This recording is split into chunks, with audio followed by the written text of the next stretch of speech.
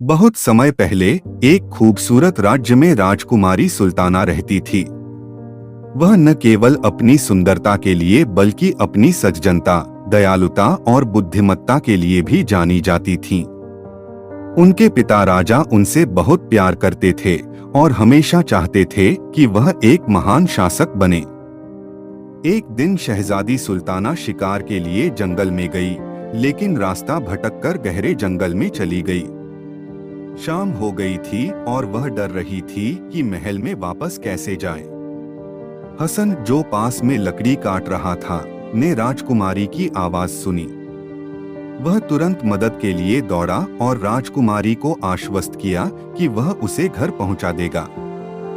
हसन राजकुमारी को अपने छोटे से घर में ले गया और उसे उसकी मां से मिलाया और फिर सुबह उसे वापस महल में छोड़ दिया। राजकुमारी ने हसन की ईमानदारी और मदद की बहुत सराहना की और उसे महल में आने का निमंत्रण दिया। शहजादी सुल्ताना हसन की बुद्धिमत्ता और ईमानदारी से बहुत प्रभावित हुई।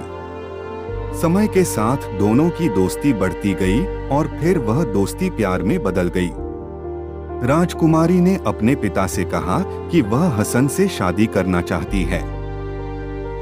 राजा को पहले तो आश्चर्य हुआ, लेकिन फिर उसे एहसास हुआ कि हसन की ईमानदारी, बुद्धिमत्ता और कड़ी मेहनत से बेहतर कोई जीवन साथी नहीं हो सकता। इस प्रकार शहजादी सुल्ताना और हसन का धूमधाम से विवाह हो गया और दोनों ने मिलकर प्रेम और न्याय से राज्य चलाया। इस प्रकार राजकुमारी सुल्ताना और हसन की कहानी सिखाती है कि सच्ची खुशी धन और शक्ति में नहीं, बल्कि ईमानदारी, प्यार और ईमानदारी में निहित है।